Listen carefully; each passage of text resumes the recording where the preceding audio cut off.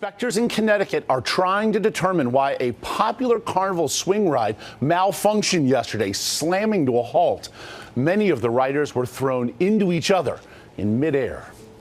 On September the 8th, 2013, during the Norwalk Oyster Festival, a mechanical failure occurred on the Zuma swing ride as 18 people, most of them being children, were on board. This malfunction caused the ride to suddenly stop, with the swinging chairs still in motion. Chaos ensued as parents watched on in horror as emergency services tried to deal with the situation. Subsequent investigation would go on to reveal that this could have been completely avoided, but what exactly happened that day? Let's talk about it. This is the infamous Zuma swing ride disaster.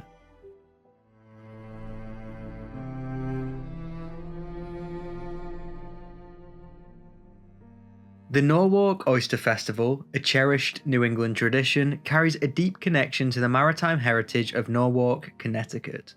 The event traces its roots to the city's long-standing relationship with the oyster industry, which has been integral to its economy and identity for centuries. Norwalk, located on Long Island Sound, became a hub for oyster harvesting in the 19th century, with its fertile waters producing some of the finest oysters in the world.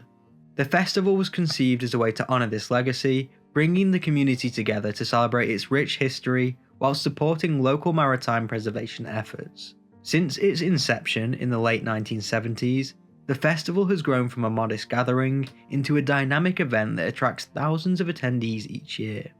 The festival is not only a celebration of Norwalk's maritime legacy, but also a family-orientated event brimming with activities for all ages, especially children. A central draw for the children is the festival's carnival-style amusement rides, which light up Veterans Memorial Park throughout the weekend.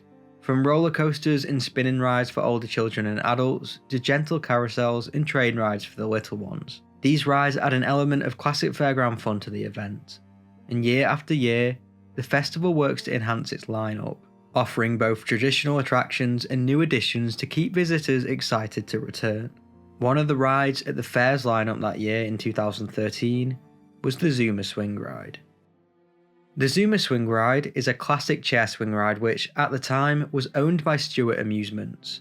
As stated on their company website, Stewart Amusement Company has been providing quality rides and attractions to many of the area's most successful events since 1983.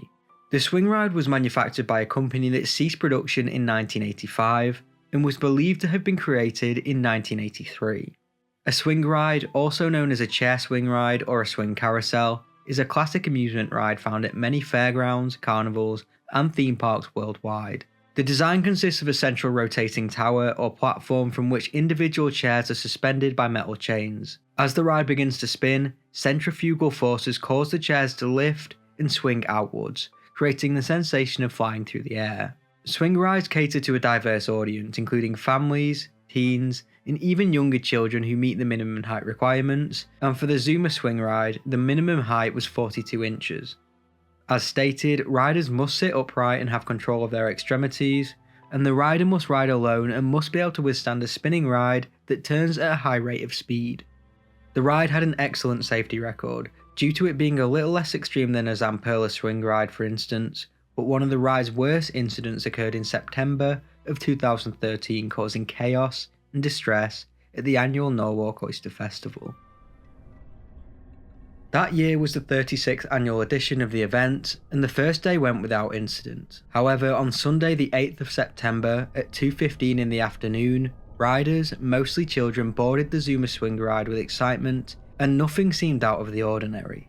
People were put into their seats, and safety restraints were checked by the ride operator, and everything was given the okay. The ride operator then pressed the launch button, and the chairs began to swing. There were 18 people on board as the chairs flew around, but in a split second, there was a loud bang, and the ride suddenly stopped. Witness Deo Ello said, "It was a big boom, a big crash, 3 or 4 times over. They slammed into the base of the ride, and then you heard a whole bunch of screaming." Due to the force, when the ride stopped suddenly, the swinging chairs were still in motion. This caused riders to smash into each other and smash into the metal base of the ride. One father whose 6-year-old daughter was on the ride said it was the scariest moment of his life. He watched on as his daughter swung violently and smashed into the seat in front before hitting against the support. Witness Sam Razor's daughter had just been on the Zuma swing ride and saw the incident unfold in front of him. He said, "I did see a couple of kids ejected from the seats from when it stopped so suddenly. Everything just stopped, but of course when it stopped, the swings went all different directions with the children on it, and they were bouncing off the steel frames. The scene was chaotic to say the least, with children screaming and crying in pain. Nearby rides gradually stopped operating in the minutes following the accident. Parents rushed to retrieve their children, guiding them away from the area and shielding them from the scene as emergency responders and other parents gathered around to assist the injured children at the ride. Reports differed, with some articles saying that children fell 10 to 15 feet to the ground, but the police went on to claim that no one had fallen.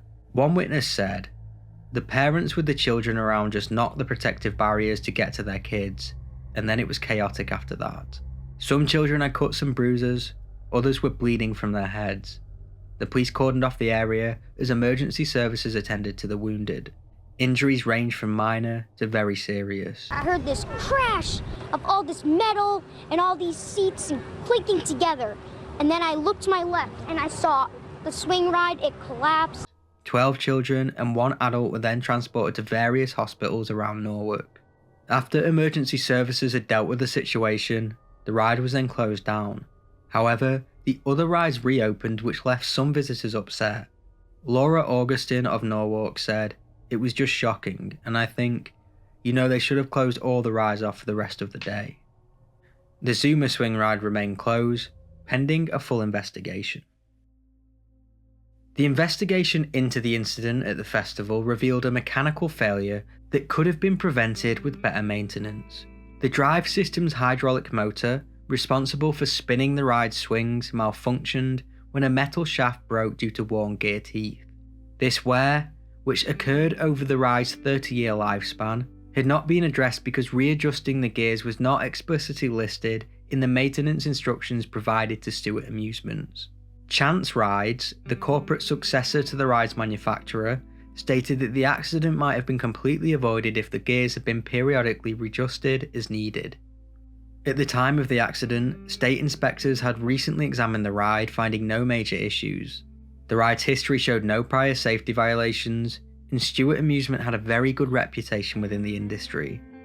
Robert Johnson, president of the Winter Park Outdoor Amusement Business Association, said, "They are responsible carnival folk. It's a family business, and I can tell you the owner is obviously concerned. Things like this just don't happen. It's rare that something like this happens. I've been here for 18 years, and I have not heard of any serious incidents involving them. They are good people, a good family, and responsible operators." Following the accident, Chance Rides issued advisories to other operators of Zuma rides, recommending enhanced inspections using advanced techniques such as ultrasonic testing. The ride was dismantled for further analysis, and the damaged parts underwent testing to better understand the failure. Despite the sudden and frightening nature of the incident, none of the injuries to the 18 people affected were life-threatening, and all victims went on to fully recover. The crash was chalked up to being an accident, and no one was charged. From what I can see, Stewart Amusements got rid of the Zuma swing ride shortly after, and continue to operate to this day.